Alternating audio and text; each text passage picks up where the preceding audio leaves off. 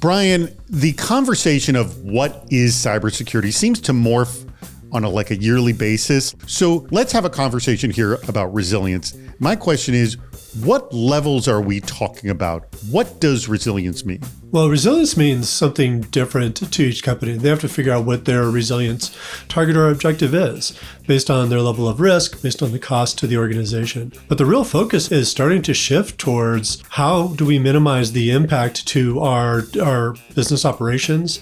What is the level of protection that we need of our data based on what we're trying to achieve from a business perspective? The risk management is a conversation about our resilience against it. And I kind of really like that attack. How do you sort of communicate that to the C-level and the board? It's been received really well. Matter of fact, I think they respond better to a risk-based discussion around the impact or the level of cyber resilience within the organization versus the security posture. Having cyber resilience conversations has been much easier than in the past having more of a security posture risk-based discussion, for sure. How do you sort of figure out what that resilience limit is with them in terms of what data could be lost, how much downtime they can have, what services they can have access, where they are truly answering the question rather than shooting from the hip I don't know, maybe this, who knows?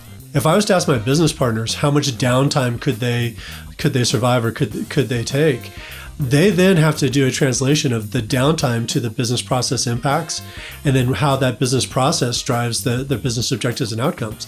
That's asking a lot of our business owners. And so when we talk about cyber resilience, we really need to be talking about what is the level of resilience the business process needs to have. And then we can talk about it from a system support perspective. And you're right. It's not a question you can answer off the top of your head. You literally have to walk through the processes, calculate the dependencies that each one has. And you'd be surprised at how little most business process owners, how little understanding they have of their business process in that regard.